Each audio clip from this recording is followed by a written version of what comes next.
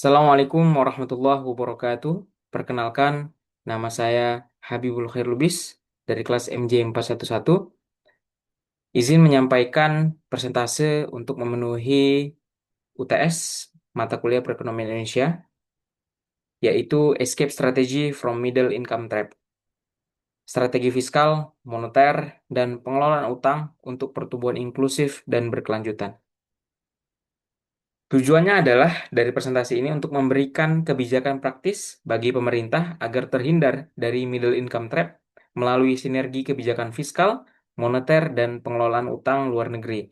Fokusnya adalah untuk memperkuat produktivitas, investasi berkelanjutan, dan stabilitas makroekonomi untuk mendukung lompatan menuju negara yang berpendapatan tinggi. Definisi dan konteks Middle Income Trap atau MIT sebagaimana diperkenalkan oleh Bank Dunia pada tahun 2007 mendeskripsikan kondisi di mana negara gagal bertransformasi menjadi negara maju akibat kehilangan keunggulan upah buruh murah, tetapi belum memiliki kapasitas inovasi dan teknologi untuk bersaing di level atas. Kondisi ekonomi Indonesia saat ini dengan kurs yang mencapai Rp18.000 per USD dan lonjakan harga BBM yang kita ketahui naik kemarin memberikan tekanan ganda atau stagflasi. Kelas berpenghasilan menengah dan bawah adalah pihak yang paling terhimpit saat ini. Daya beli mereka tergerus karena pendapatan dialihkan secara paksa untuk menutupi pembengkaknya biaya kebutuhan dasar.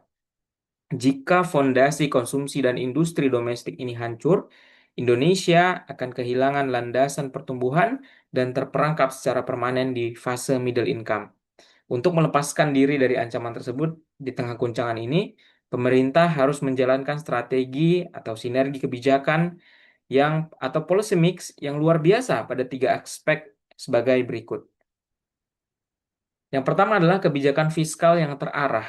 Kebijakan fiskal harus diarahkan untuk membangun kapasitas manusia dan infrastruktur yang mendukung industri bernilai tambah tinggi. Saya tawarkan escape strategi ada 4. Yang pertama, peralihan belanja atau spending shift. Kita harus mengalihkan belanja negara dari yang sektor konsumtif kepada sektor produktif. Yang kedua, optimalisasi rasio pajak atau tax ratio. Kita harus melakukan reformasi perpajakan dan kepatuhan wajib pajak. Yang ketiga, insentif untuk hilirisasi. Berikan insentif kepada manufaktur padat teknologi, energi hijau, dan hilirisasi sumber daya alam. Contohnya dengan memberikan tax holiday atau tax allowance. Yang keempat adalah pembangunan infrastruktur terkoneksi. Fokus pada penurunan biaya logistik terutama untuk ekspor. Kita harus membangun infrastruktur dengan tujuan utama adalah ekspor. Yang kedua adalah kebijakan moneter yang fleksibel. Kebijakan moneter oleh Bank Indonesia harus menjaga stabilitas makroekonomi agar pelaku usaha memiliki kepastian dalam merencanakan investasi jangka panjang, bukan hanya sekedar investasi portofolio jangka pendek. Escape strategi yang saya tawarkan pertama adalah pengendalian inflasi.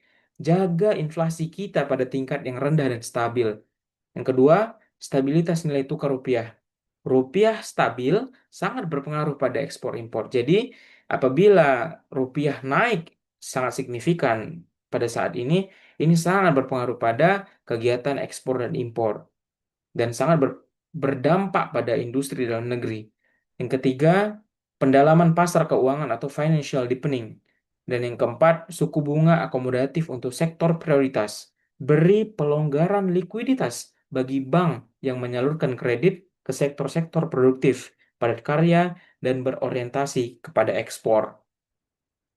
Lalu kebijakan yang ketiga adalah kebijakan utang luar negeri yang terukur dan berkualitas. Utang luar negeri bukanlah hal yang buruk jika dikelola secara hati-hati, namun harus digunakan sebagai pengungkit atau leverage pertumbuhan ekonomi, bukan untuk menambal kebocoran anggaran. Escape strateginya adalah yang pertama, aturan ketat pembiayaan produktif. Utang hanya untuk investasi yang menghasilkan imbal hasil ekonomi lebih tinggi daripada utang tersebut. Kita atur utang hanya untuk industri ataupun membangun sesuatu yang memberikan efek atau nilai tambah yang lebih tinggi daripada utang tersebut. Yang kedua adalah manajemen risiko yang terukur. Jaga rasio utang kita pada batas yang aman sesuai dengan yang diamankan oleh undang-undang. Yang ketiga, substitusi utang dengan foreign direct investment. Secara bertahap, kita harus mengganti metode utang ini menjadi penanaman modal asing secara langsung. Ini lebih memberikan efek domino yang tinggi bagi ekonomi kita. Kesimpulannya adalah kunci keberhasilan lompatan ini berada pada sinergi tiga polar makroekonomi yang kuat. Yang pertama adalah kebijakan fiskal, harus menjadi motor penggerak yang berani, menggeser anggaran konsumtif untuk mencetak SDM yang unggul dan mendukung hilirisasi industri. Yang kedua adalah kebijakan moneter, harus menjadi jangkar stabilitas, menjaga inflasi dan nilai tukar agar iklim investasi jangka panjang tetap kondusif dan terprediksi. Dan yang ketiga adalah kebijakan utang luar negeri kita harus dikelola secara bijak dan akuntabel, memastikan setiap rupiah yang dipinjam murni menjadi pengungkit sektor produktif, sekaligus perlahan bertransisi menuju FDI atau investasi asing langsung yang membawa transfer teknologi. Ketika ketiga kebijakan ini berjalan beriringan tanpa ego sektoral, maka pondasi ekonomi Indonesia akan menjadi sangat kokoh. Dan kita harapkan Indonesia bisa keluar dari middle income trap ini. Mungkin itu yang dapat saya sampaikan. Terima kasih Bapak atas waktu yang diberikan. Assalamualaikum warahmatullahi wabarakatuh.